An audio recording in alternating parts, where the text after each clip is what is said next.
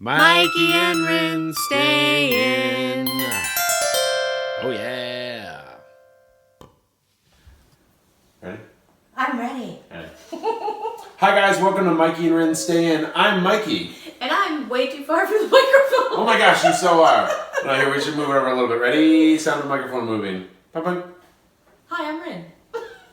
And we're here today with our wonderful friend, Corissa.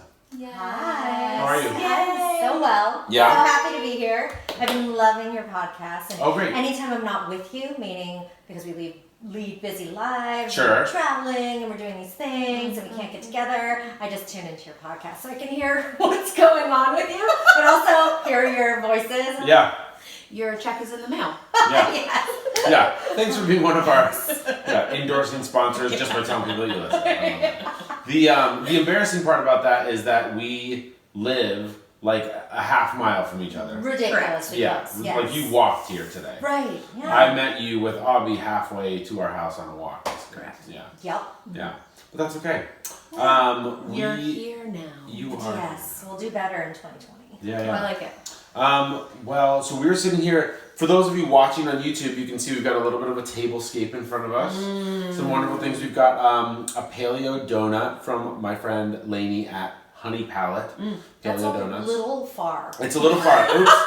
I know that's gonna be coming over here. That is my girl right there. Perfect. Needs to go right. Okay, there we go. Yes. And then we also have so we have some Miyoko's vegan cheese, but we also have some things we couldn't decide what it's called. It's not biomimicry, but it's something like that where you eat walnuts and they're good for your brain. They also look like a brain. I've got some figs out here that are good for my Testicles! Yeah, we didn't even practice that. It worked out perfect. That was pretty great. Can I just... You can please chew one of my dry scrotums.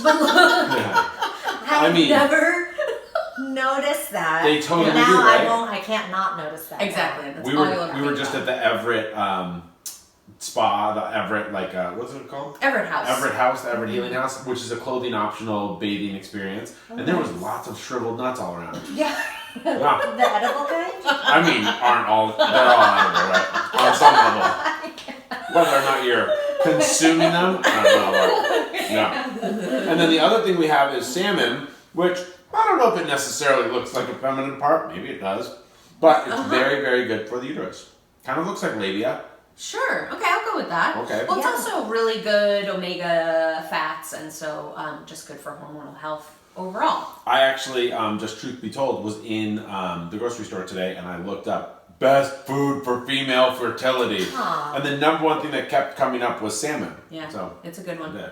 You're So I right. should not be eating salmon right now. That's what you're saying. I don't know. Depends on how healthy you want your nethers to be. Yeah, I just don't want to have a baby. Oh, yeah. Well, yeah. That's fair enough. Yeah, be careful about that. Carissa, why don't you tell Yeah. us something about yourself? We'd love to hear who you are, what you like to do, what you don't like to do, how many times a day you poop, as much as you'd like to share. Once a day. Jesus. So I am a professional speaker by trade and trainer, and I came to this out of honestly taking all of my careers that I've had and just turning around and teaching them. It's one of those, I just need to get this information out and I want people to know this stuff and I want to share it, and I like the forum of talking and speaking and teaching people. Yeah. So 2 years ago I decided to make it my profession. So I do that for work.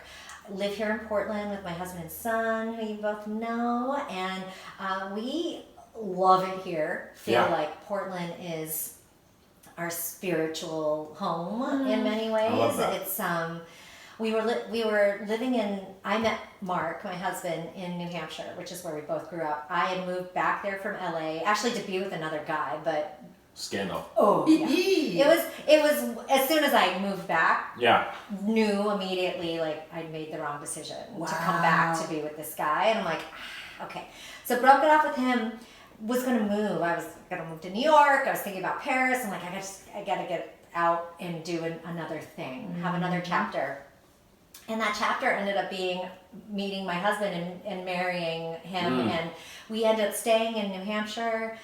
Ended up having our son in Maine, but I bring up this story because we were visiting, like we lived there for a long time together, but always talked every single night. We went for a walk and we talked about where we were going to move to. Like, it was a daily conversation. Okay. Where are we going to go? We did this is not our place. Yeah. Yeah, you guys know. Why not? Why didn't you feel like New Hampshire was your, or Maine, was it Maine at the time? It was New Hampshire first, and then of course we moved to Maine, had the same conversations there. A little less because at that point I was pregnant, we had bought a house, we, then had Sam, so I would say we had less of those conversations because we were just bogged down with lots of other shit, but we started to have the conversations again. Totally. But the why is, I think, New England is beautiful and it is a calm and placid place in many respects, but then the social environment is not. It's super aggressive and it is, it's a bit not us in that way. We just were ready for a different vibe. And I went to school in Southern California. I lived in LA and Southern California for many years prior to moving back there, and I was just already West Coast. I'm like, I gotta be in a different place. We weren't thinking West Coast. We had gone and visited Copenhagen. Oh yeah. You guys ever been to Copenhagen? I have not actually. Yeah, I know it's a place that I know I could live. Oh my God. Yeah. Yes. Food is we were insane. like having that like, how can we move here? Conversation. Like, oh, it's incredible. But when we were there, we're like, we need to live in a place like this. Yeah, totally. And when we came and visited Portland, after actually moving from Maine to LA, and then came up here and visited Portland, we were just like, this is it. This is like our United States version of domestic Copenhagen. Yeah. And we were like, we got to make this happen. And luckily, the company I was working with at the time ended up I ended up through my role being able to transfer up here. Yeah. So we're like, yes. But a lot of, it sounds like it was through work or it was just happenstance, but it wasn't. It was so much planning, all of those conversations we had, all of the whittling down of like, what do we want? How do we want to live? And Mark and I have always been that way together, just very conscious of our choices, not always making the best choices or decisions. Don't get me wrong, lots of bad ones made, but like thinking and making conscious choices and deciding like how we truly want to live and be in the world. And I think this is why we get along so well as couples, is because we did the same. We were living in Boulder, which is like a place that people aspire to live in. They're like, oh my gosh, it's beautiful and wonderful. And we were like, there's just something that's not for us here. And so we kind of like, did we actually make a spreadsheet? We had a head yeah, sheet. we had like pros and cons, because we were like Bay Area, Seattle, Portland, LA, like all the different places, and we were like, we kind of ticked off the different things, and Portland just ended up like it was all of the things, kind of. All the things, yeah. And you know what? When we were choosing where to live within Portland too, we also had a little list. It wasn't a huge list. Right. We were like, we want to have these 5 things in our life. There, we're like, we want to be able to walk to as many places as possible. We want to be able to walk to the grocery store. So it was like walking in general, walking life. Yeah. And then walk to get groceries, walk to a movie theater, walk to be able to get coffee, and then be close to a park, playground, because we had a kid. Yeah. And we did it. We're like, check. Got them all. So we were super pumped. We were the same way, because when we lived in Boulder, we were living like where her school was, and it was beautiful. We had like this big piece of land, and we had like an in-ground pool in the backyard and like a 6-acre park right out the backside of our fence, but you really couldn't walk to anything like business-wise. Like we're at the restaurants, we're like, meh. And so when I was like, when we move, I want to be like in the epicenter of everything. And so I don't know, our area crushes for that. I mean, walkability is ridiculous. It's amazing. Yeah, and so, and you guys, tell us about, so obviously our show, every week we're talking about our like baby journey and all the things that we're doing. And then the stories that we're telling on the show oftentimes have become about like the untold stories of women's health, and we just want to hear women's voices and their stories and the things that they want to talk about. And we oftentimes we decided not to really do like a pre-interview before the show. What do you want to talk about? Yeah, so tell us some things. Yeah, so on the topic of women's health, and this of course relates back to my husband and son too that I was just talking about. When I was I'm going way, way, way back. Ooh. Please Way back. take us on a journey. Yeah. So when I was I'll insert 16 a years sound old. effect just to do Yeah. No, there we go. Time machine. So 16 years old, I was a cheerleader. I had a cheerleading injury. I had a traumatic brain injury, Whoa. fractured skull, massive. I lost my sense of smell. Whoa. I hit the back of my head, so like the occipital lobe, that's what was fractured. Dang. And then Was it a toss thing? it was a toss thing. No It was shit. a basket toss gone wrong. What? Yes, I got thrown up. Okay. But, I was supposed to get thrown up, and I didn't. I got thrown backwards. So I Wait, got, into a basketball hoop? No. What's the basket? They tried to dunk her. Yeah. Well, what's the basket? the basket, oh. the basket should be catching me, but it's supposed to be my fellow cheerleaders Gotcha. basketing me. So you get two women are here, and I'm standing on their arms. Oh, so that's the they're basket. crossed like this. Okay. I forget how they held themselves. And I'm standing on their arms. Mm. They do we all do a count. Yeah. They throw me up. Yeah. I go up in Yeah. a pike, and then when I hit my peak, I cradle my body. Okay. And like, Oh, right, you like go tuck. well, not a tuck, like this. Oh, gotcha. Right? Yeah. So then I come God, this is so much back fun. down and Uh-huh. land in their basket. Okay. Yes. So I don't know anything That's about how it's sports supposed to or anything about sports associated things, I guess. I was like, did they throw you through the I thought you were running up through the basket. Yeah. That would have been sweet. That would have been a really good trick. Yeah. Okay, so you did not land in the I basket. did not get thrown up and or land in the basket. boy. I got thrown backwards. Mm. And so I got thrown backwards, and then one of the women was, through her reflexes, was able to turn around and run back towards me, and she broke my fall a little bit by kind of getting under me a little bit, but it was my legs, and so my head Ow. hit the ground. What are we talking about? What sport? It's a basketball. Okay, game. so did you hit the basketball court Yeah, floor? basketball court Ooh, floor. boy. It was at UNH, which is Oh, the shit. University of New Hampshire, and this is high school. This was like a playoff game, so we were playing in this huge gym at UNH, and the whole place just went dead silent. Well, that's what people tell me. I went like into la la land. Yeah. Endorphins rushing through my body. I did not lose consciousness, but I lost some time. There were moments that I don't remember that people were like, oh, we were talking to you. I'm like, I don't remember that. I just remember laying there and just being like in this blissed out, like, what I would imagine, if you like shot up heroin or something. You're just like, this feels amazing. And so anyway, through that experience, and I had only gotten my period a year before. I got it late. I was 15. And then through that accident, I at least think it's attributed. My doctors did not think it was attributed, but I did. I lost my period. I never. Oh, really? Yeah. So then I started having to take progesterone, and their answer, Western doctor's answer for me, was to just take progesterone pills or shots, and then was told when you want to get pregnant, you'll just have to like go on a hormone treatment, and you'll be fine. It's fine. We can take care of this. And I was just like, okay, that doesn't seem like what I want for the rest of my life. But then, I turned 18 and I went on the pill anyway. Okay.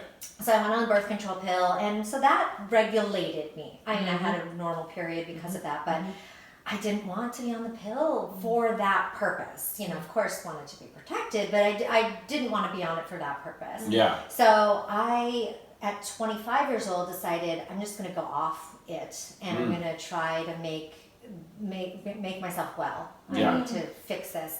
And I had periods of time that I went off the pill and never got the period back, so I had tested it out, and then I was like, hang my head low and walk back to the clinic to get my pills. I'm back. It didn't go down. Poor guy. So at 25, I was living in San Francisco.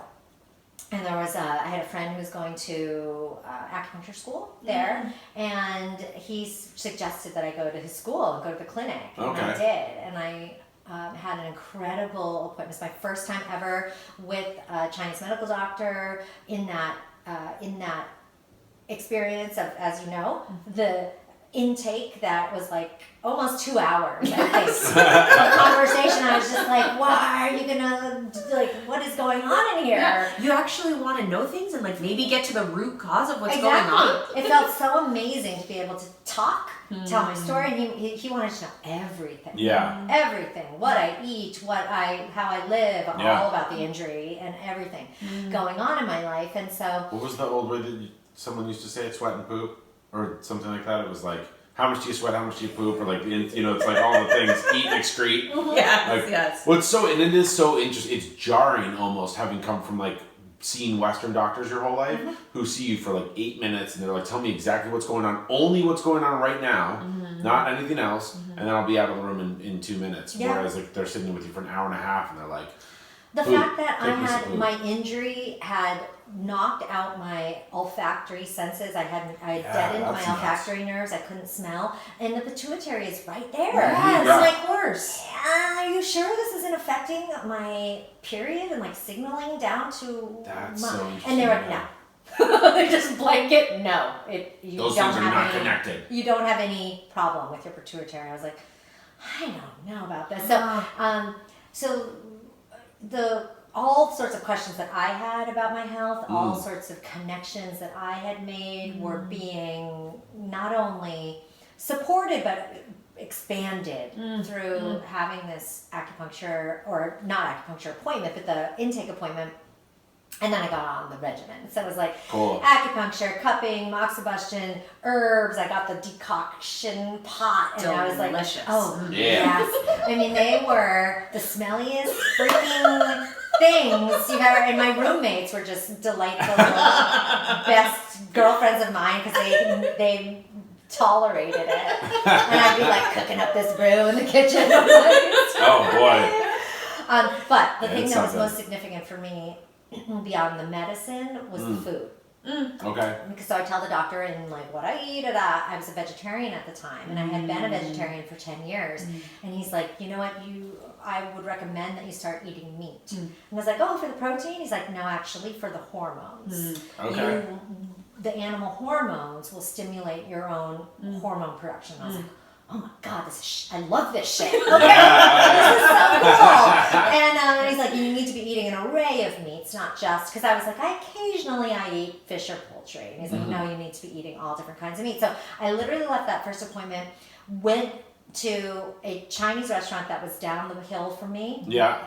Ordered a beef broccoli dish, Awesome. sat by myself, and just ate this beef broccoli. And after I had a couple bites, it's like I went through this metamorphosis, superwoman like metamorphosis. I felt like these superpowers come out of my body. I was just like, I like all of this energy. Oh yeah. Literal visceral feeling. That's like, amazing. Came through my body. I was just like alert. Things looked clearer.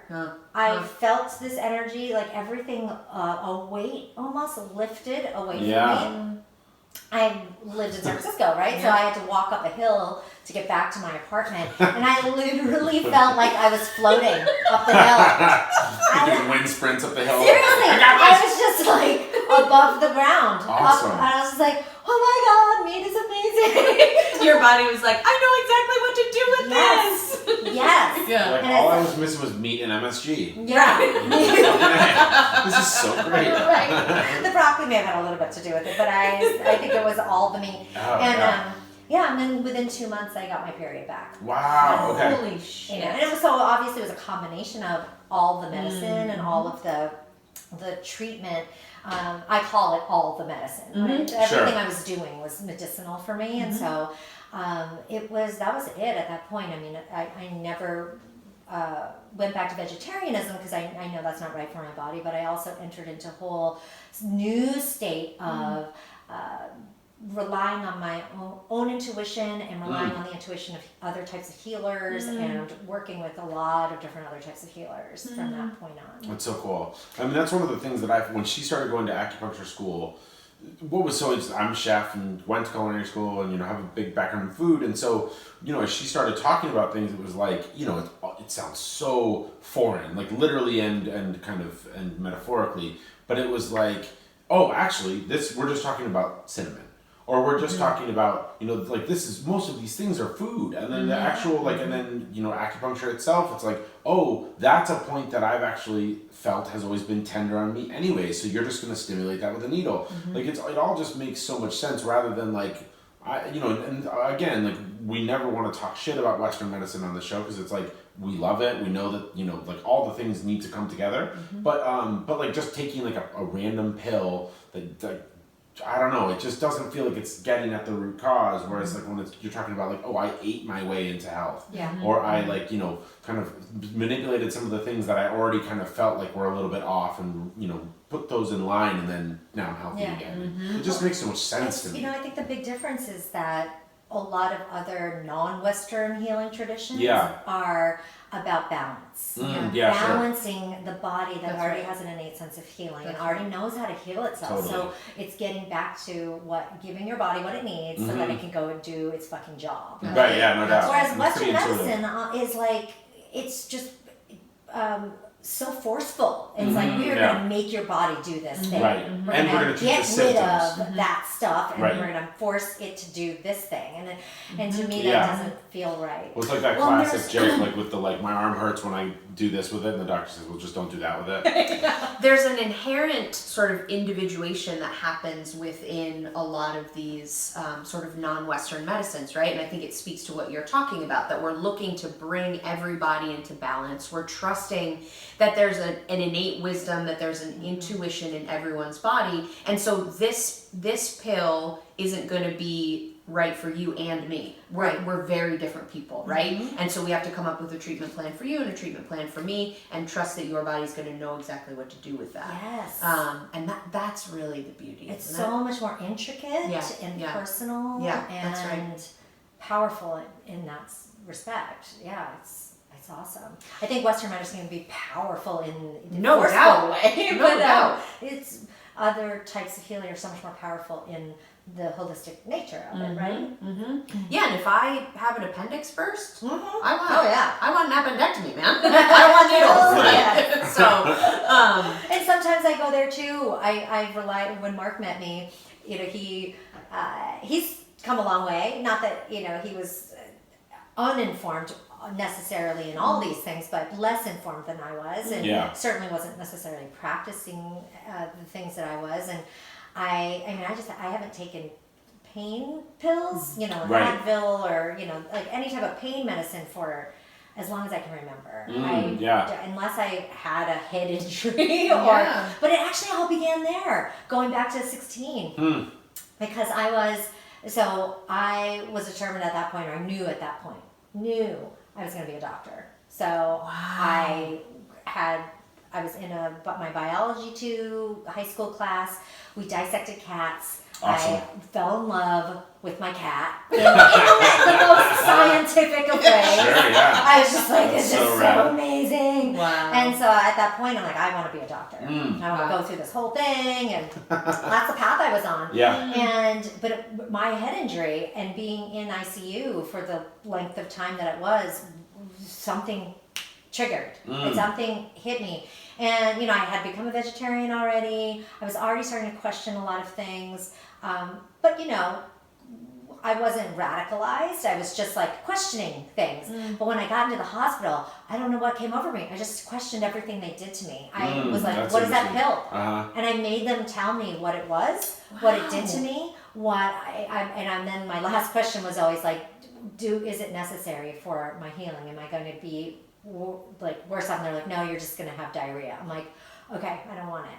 Oh, and being an advocate for yourself at that age. Yes, and crazy. they would be like, okay, and would walk out the room, and like, so there's a bunch of things that I didn't take, and then, you know, but then I went back to my like life with the blinders on, where I'm like, well, I'm going to be a doctor, and so when I started my pre-med program, I was still with the blinders on, but also having like other perspectives and expanding and questioning in other ways. And then it finally all came to head where I was like, what the fuck am I doing? Like, why am I pursuing this path when it's not even the path I'm living? Like, that is dumb.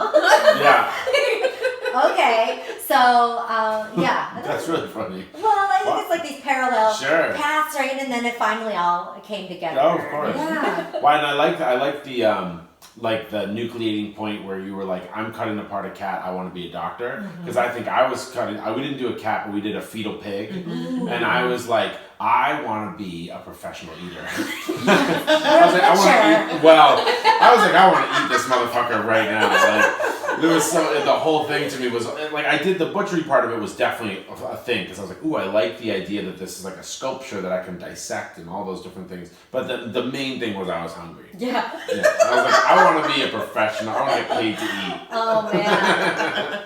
Probably Early the same with cats. lessons, early triggers. Yeah, right. I'm super curious about how you, as a 16-year-old, even knew that you could question a doctor. Oh, yeah. You were empowered enough to like do it and then say no. Like, I have no idea. My parents are not like this at all. They are not radical anyway. My dad's super pragmatic, but well, actually, let me take that back. He questions authority a lot. Okay. So, yeah. Not in this way. I wouldn't say when it comes to medicine so much, but I'll take that back. He questions authority a ton. So maybe I got some of that from him. I think that I don't really honestly know where it came from. Like I said, I had already started questioning a lot of things. Like, the reason I became a vegetarian is I read The Jungle. You know, oh, yeah, sure. Yes. I read that in high school, right? Yeah. And that horrified me, and I was like, Again, made me hungry. I don't know why. Sensing the theme. Yeah. Like, who slaughtered me? I was thinking about it. Bits. I did. It made me hungry. Yeah. So the questioning had already begun. However, I did not go into that experience with any forethought because I didn't know what was going to happen, for one. And I don't know what prompted me, honestly. That's cool, and my parents aren't there. I mean, I'm in intensive care. It's over, they're on you. And then I had a brain injury, so I had to be woken up often, and I had to sleep upright. And so there's a lot of people in my business all the time, and my parents weren't there the entire time, so I don't even know if they knew that I was doing that. You were refusing. Yeah. But that's it's really cool though, because I mean, I don't know. I mean, I didn't really have. I had injuries like stitches and things like that, but and my mom was a nurse, but I ultimately was like, the doctor would tell me to do something, and I'd be like, oh yeah, of course. Absolutely. I'm Yeah. going to eat all this broken glass. Yeah, that makes sense. You're the doctor. Yeah, sure. I mean, it's only what recently. brand of cigarette do you smoke? Yeah, perfect. Yeah, I love it. Yeah. But that's to be a woman, a 16-year-old woman, and like be able to say, or 16-year-old girl, and say like, no.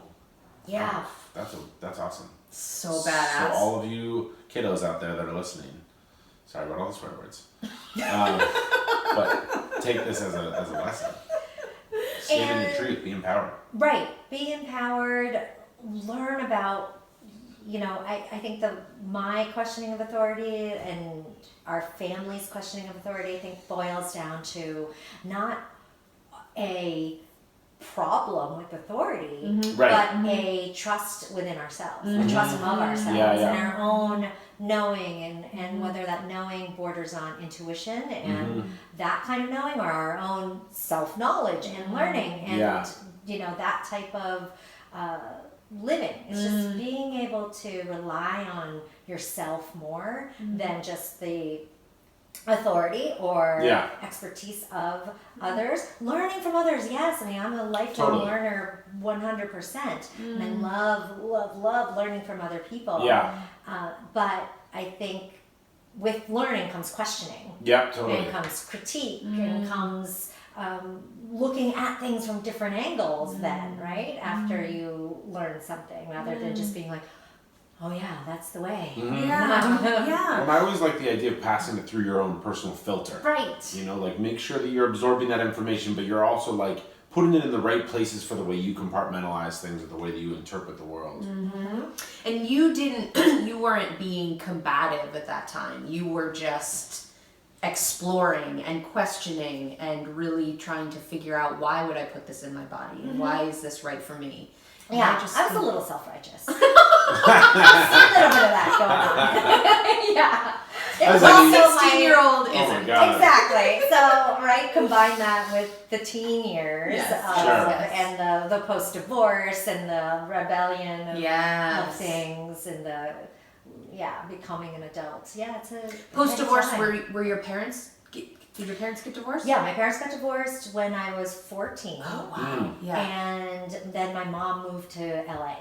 So, Oh, wow, okay, yeah. like shortly after. So Okay. when my parents got divorced, we chose to live with my dad and stay in New Hampshire. Okay. And my mom moved off. Why did she move to LA? She a bitch. Ah! I mean, that's kind of true. But she moved there because her sisters live there. Oh, okay, yeah.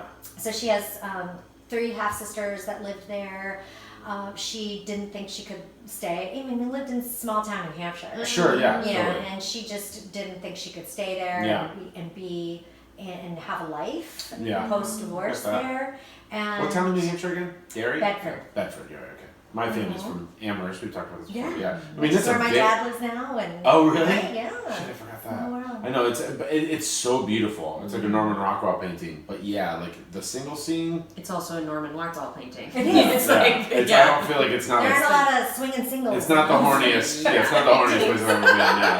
Yeah. And she was, she was hot and Yeah. stylish and she's LA in many ways. And Yeah. so I was, as a person, I loved and supported that idea. But Sure. as a child, Yeah, you're like... of course, it was traumatizing Yeah. and difficult and, it was what it was. Is that part of the reason why you went to LA? Did you go? Partly, yeah. Yeah. So I mean, I had all of our winter vacations, right? Like when you live in New England in the Northeast, Yeah, sure. you go somewhere warm, and if you can, during a school vacation. And so we would always go to LA instead of Florida. I had never been to Florida, so because of the family out there. So we would go there, and I spent a lot of time there. And when she moved there, of course, spent a lot of time there, and I knew I wanted to go to college there. So I only applied to 4 schools. Early admission, 4 schools, so I could have waited and applied to more after, but I did the early admission to 4 UCs and knew I would go for that. But it wasn't, I wouldn't say it was to live with her or near her. It was just to live. I loved LA. I Sure. loved California. I was like, I'm gonna go to California. But once I knew by college I would be comfortable enough to do it. I still, even though I could have moved with her for my freshman year of high school, I was scared shitless. I'm like, she had moved to Beverly Hills. Oh, I shit. went and visited that high school. This is a high school that, they... 90210 shit. Yeah, for real. That is the Oh high my school. God. It was this That's nuts. massive campus. Beautiful people, Lamborghinis pulling up. I was just I'm from Bedford. yeah, and I was a late bloomer, so I was Yeah. at 14, I felt like I was 10. Yeah. And then comparing myself to these people, I was just like, I cannot. Holy shit. I know, I can't even imagine. Elvira went to my high school. Did she? Yeah, claim to fame. I mean, we're pretty big time too. Where We're did like you go to 90210. high school? Colorado Springs, Colorado, baby. It's like 90210. Exactly. Yeah. 80907. Did you, okay, so back to the topic at hand. Back to, so the issues that you had with your period and with different things, did those come up at any other, did those come up with when you gave birth to your son or your pregnancy or anything like that? Were there things that... Yeah. Yeah. So from 25 on, I got my period back, but it Yeah. was never clockwork, Oh, regular. okay. Yeah. Sometimes it didn't come every month. Mm-hmm. And so whatever, I had no regular cycle. Okay. So What was that like to see your period for the first time?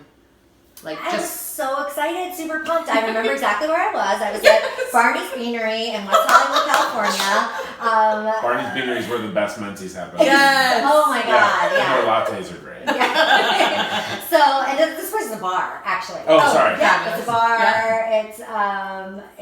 It's a really fun spot.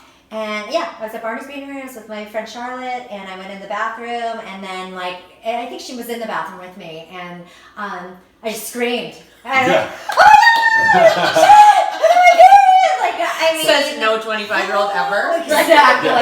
Like all the other girls are probably just like, what the fuck is that? So, or maybe thought I was thought I had a pregnancy scare.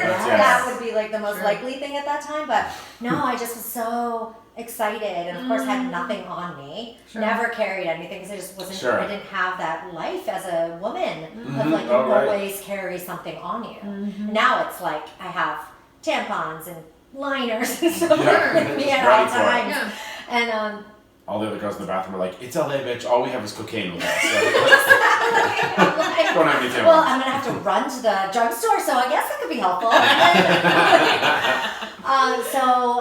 But then, very irregular, but still it came. Yeah. And so I just kind of went with that, and it's not like I then was dedicated to Chinese medicine. I mean, I was in many respects, but I did not adhere to it as far as going to regular appointments and taking regular herbs. I'm not very disciplined when it comes to my own personal health care in that respect. Like So when we decided we wanted to have a baby, and it was very much a decision. Like we made it. We were both just ready. We're like, let's do this. And at that point, still irregular, but I knew I'm like, I just have to go get acupuncture. And so we were living in Portsmouth, New Hampshire at the time. And found an acupuncturist there who specialized in fertility, and saw him. A month and a half later, I was pregnant. Wow. Okay. Yeah. That's amazing. So it works really well for me. Yeah. For everyone, I think, as unique as we are as beings, we respond differently to different medicine. Sure. Totally. Respond differently to different, and for me, it was also, the environment of us being fully ready was a big factor for me. Cool. There was just so many factors. But, the medicine was strong, and it worked for me and us. And so we were super excited. That's so rad. Wow. Yeah. How did you guys approach that discussion? Because I know that it's different for every partnership. And did you want to be a mama as a young girl? Is it something you thought about? How did that work for you? I think I did want to be a mom, but I wasn't one of those girls that was like, I'm going to name my girl this and my boy that, and we're going to do... Like, I didn't have that type of forethought. Sure. Except for when I did when you did those, like, MASH things. Oh, where you love that. Yeah. We need to start doing that on the show. I know, that's actually, that is fun. Was it with this thing, right? Yeah. With the flour? I don't Or was know. MASH? I think you're flour. combining things. Because MASH, I think, was just write it out. Yeah. Exactly. And I did this with my fingers, but that wasn't it. Looked like a fortune cookie. Yeah. Fortune Fortune cookie and a vagina, kind of. Yes. It was right. Fortune cookie vagina flour. There we go. Yeah. George O'Keefe. Yeah. Yeah, it was. MASH was like you wrote it out. Yeah. Oh my god, mine was, what was this name? It was Missy Ibanez. What's up, girl? And I can't remember the other parts of it. Yeah. You know where to find him. Yeah. I would do and then when I would do things like that with my girlfriends, thinking about my life as an adult would come up. But I did not have a fantasy life about my future with a family. Right. I thought about my career, I guess, as a girl, meaning a teenager, but I don't remember ever having those like, how I want my life to turn out. That's interesting. Yeah, so I think having kids, everybody's just so different on that. Yeah. It's like I think I just had kind of like visions, but they weren't like, it wasn't like I need to have this. It was more kind of like, oh yeah, I'll probably have a couple kids and live in a house and ski, and I never had any idea what I was going to do for a living, still don't. And like, and then it's like, I wanted to do all the things. I was like, because then I was like, maybe I'll have like a house with a white picket fence and that sort of thing. I was like, or maybe I'll live in an apartment in New York City, or maybe I'll live in like the Himalayas and be like, mine was always changing. But I definitely had wedding stuff. I was bridezilla. Yes, you were. So once the wedding came around, you had all the ideas. Oh yeah. Yeah. It was a combination, but I was the one who came to the table with like pre-formed ideas. I was like, these are the things that I want. What do you want? I've been saving this binder for 15 years. He's got Pinterest boards all ready to go. Yeah. I love it. That and so Mark and I were similar in this way, that we both, I think, had the feeling that we want to have kids, but we don't know whether that was just because that's what you think you should do, Totally, or yeah. it was we didn't have it so much so that we knew Yeah. that it was our own idea that we had. So it's like, is this a societal idea or our own idea? I don't know. So let's think about this. So we did. We were together for 5 years before we had Sam. So we just thought about it and talked about it a lot. And then, again, remember exactly where I was. We were in Switzerland, and we were in Zurich, and we were by the river or a lake. It was water. There was water in Zurich. By exactly, I mean, kind of remember where we were, but we were just walking along this path, and we were winding down this vacation that we had, and we just looked at each other, and there were kids and families going around, and this kid goes by on a little one of those push bikes, the balance bikes, and just like scoots on by, and the parents are just like there with them, and their other parents and families with blankets, drinking wine, and we were just like, we looked at each other, and we were like, we want to let's have a kid. Yeah. And we were both like, yes, let's do it. And so we'd had this epic European vacation alone, doing anything we wanted. No, no child that's determining our schedule, nothing. And from that, that's what we determined. Okay. That we wanted to share that with somebody else. We wanted to have these experiences with our own child. We wanted to share our knowledge and our love and everything. That's cool. Yeah. Yeah. I know we kind of came with, I mean, I think pushed against having kids for a long time because I was like, I was always like, I'm not going to ever get a 9 to 5. That's for suckers. And I'm never like, and everybody wants you to have kids, but like, maybe I'll have a kid. I don't know. I want to be rock and roll. And I've never made any other like rock and roll decisions, but I was always kind of like, nah, that's what like, boring people do. I'm going to wait and I'll have, and then it was like, oh, right, actually, like, the 9 to 5 job, like, that was actually like, you can have cool ones of those. And like, kids are awesome. And then I think, we talked about it before, but I saw a little kid, a dad with a little girl, and he was teaching her how to ski. And I was like, so I'm just not going to do that? Yeah. And and then we had a nephew. I don't know, it was a confluence of factors for us. But there was a moment where we were like, yeah, dude, this is just something that we want to share. Yeah, and I think it's the same thing for us, right? It's just watching these European parents. Because I know what you're talking about as far as I don't want to have a conventional American family life necessarily. What is so status quo and what's suburban and what's we didn't want that either. Right. But we were watching this other way of family life and this other way of parenting, even though it's not like we studied it for 2 weeks, but we were observing it, we were in it, and I think we probably were even watching it throughout the 2 weeks we were there, and it was rubbing off, right? Totally. And we were just like, we don't have to do it conventionally. We don't have to. It's all on your own terms. Exactly, and kids are rad. They're such incredible. I mean, he saved my life in the having him, and in having the responsibility of having him, and having all the joy that comes with having a child, all of it, the responsibility. Like we used to say that having a child is like all of the emotions at 11. Like everything is at its fucking extreme. Sure. It's so much harder than you think it's going to be. Yeah. It's so much more joyful than you ever thought it could be. Yeah. It's all of the extreme. It's so extreme, and I dig that. It's amazing. Yeah, it's fun to see the way that you guys parent too. It really is. How do you mom? Like, what's your, because, I have so many mamas in my life and I just observe them, and the way that you mom seems unique to me, and I don't know what I think that's true. it is exactly, but I'm just wondering if you feel like you mom in a particular way, or you're unique in that way. Yeah, or if I'm just... I don't know. You guys might be able to answer this better comparing it to their moms, because I feel like I don't know what's unique about the way I mom. Sam's a really unique kid too. I mean, he's like a very smart kid, and he's very, I don't know, he feels like very emotionally mature, and so it's like you guys kind of parent like I don't know, it's this combination of kind of like free range parent, like you kind of let him do his own things and kind of figure out his own things and coax him along through, you know, kind of teaching moments. But it's a very like you guys treat him like a good way of treating him like an equal. Like not like you're my best friend, but you're also my kid. It's like you are my child, but also like I respect your opinion. I value the decisions we all make together. I don't know. Yeah. It's very interesting. So, well, I mean, some of the resources that I used or that I relied on were, you know, so the Sears baby book and, you know, Sears family, the knowledge from that.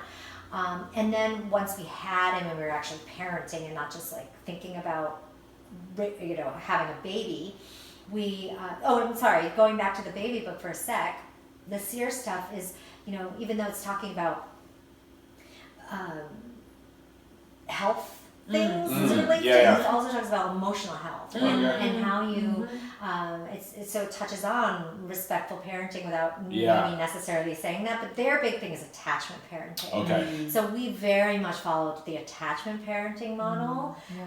It just felt right for us. We're just like, yes, and he's gonna sleep in the bed with me. That, absolutely. I'm gonna nurse and I'm just gonna turn over and go boop, and that's gonna be the way it is. And I'm gonna wear him and carry him around on my body, and that. So we did that.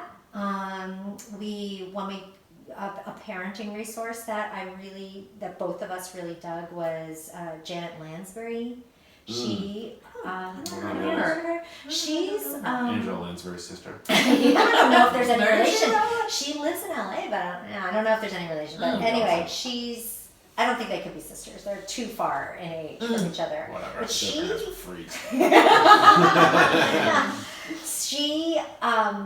she studied under this woman named Magda Gerber, and it was Magda's own style of parenting too, which is exactly what you just described. It is allowing